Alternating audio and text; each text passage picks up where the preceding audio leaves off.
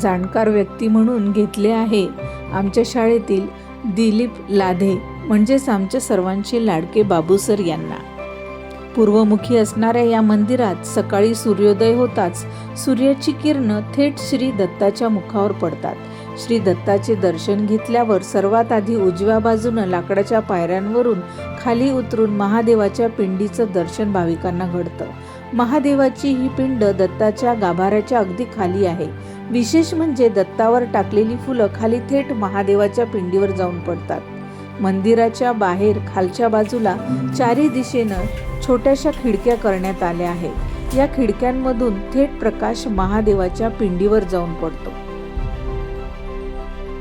श्री दत्ताचे आणि शिवलिंगाचे दर्शन घेतल्यावर सर्वात आधी आपण अगदी छोट्या छोट्या पायऱ्यांवरून सर्वात वरच्या मजल्यावर जाणार आहोत आणि तेथे आपल्यास दर्शन घडणार आहे संत ज्ञानेश्वर माऊलीचं.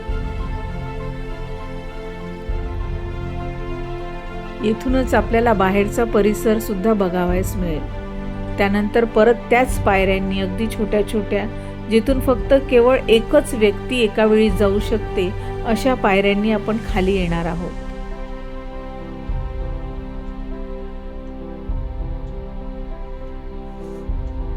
आणि त्यानंतर आपल्याला दर्शन घडते ते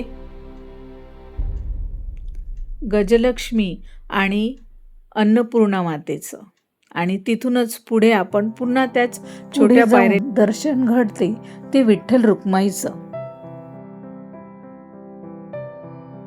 महालक्ष्मी आणि अन्नपूर्णा मातेचं दर्शन घेतल्यावर आपल्याला पुढे दर्शन घडतं ते गणरायाचं. एका बाजूला रिद्धी आणि दुसऱ्या बाजूला सिद्धी आणि मधोमध असणाऱ्या गणरायाचं दर्शन भाविकांना घडतं. याच पायऱ्यांनी पुढे समोर गेल्यानंतर आपल्याला दर्शन घडतं राधाकृष्णाचं. अतिशय सुंदर आणि रेखीव अशा ह्या राधाकृष्णाच्या मूर्त्या आहेत. आणि पुढे इथूनच आपण सरळ थेट वरच्या मजल्यावर जाणार आहोत आणि तेथून आपण बाहेरच्या दिशेने जाणार आहोत, जिथे आपण दुसऱ्या बाजूने संत ज्ञानेश्वराचं दर्शन घेतलं होतं. त्याच्याच अगदी दुसऱ्या बाजूला वरच्या मजल्यावर आपल्याला संत तुकारामांचं दर्शन होतं.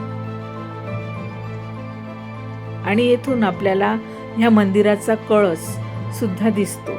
या कळसामध्ये शुद्ध तुपाचा गडू भरलेला आहे असे मानले जाते.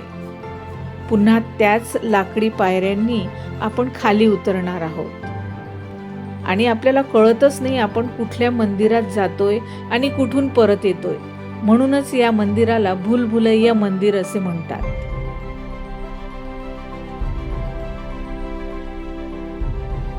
आता आपण आलेलो आहोत ह्या मंदिराच्या दुसऱ्या मजल्यावर, जिथे स्वामी समर्थ यांचं केंद्र चालवलं जातं.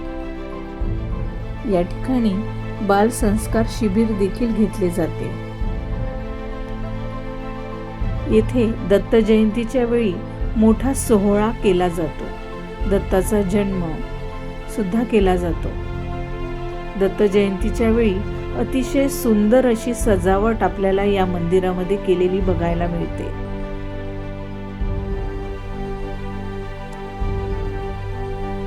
या मंदिराचं आणखी एक महत्त्वाचं वैशिष्ट्य म्हणजे 100 वर्षांचं लाकडी कॅलेंडर. हे लाकडी कॅलेंडर 2 विभागात विभागलं आहे. खालच्या भागामध्ये महिने वार दिले आहेत. यानंतर आपण पुढे जाणार आहोत राम दरबारामध्ये. राम, लक्ष्मण, भरत आणि शत्रुघ्न असे 4ही भाऊ एकाच गाभाऱ्यात असणारे विदर्भातील हे एकमेव मंदिर आहे. राम दरबारानंतर आपण पुढे जाणार आहोत विष्णू दरबारामध्ये. विष्णू आणि लक्ष्मीसह त्यांचे रक्षक जयविजय आणि विष्णूचे वाहन गरुड या मूर्ती इथे आहेत. विष्णू दरबाराचे दर्शन घेतल्यानंतर दत्त जयंती निमित्त निघालेल्या पालखीचेही दर्शन आपण घेऊयात. तर अचलपूरमध्ये आल्यानंतर एकदा या भूलभुलैया मंदिरला नक्की भेट द्या आणि खरंच आपण येथे मंदिरात दर्शन घेत असताना रस्ता विसरतो का हे खरंच स्वतः अनुभव घेऊन बघा. धन्यवाद.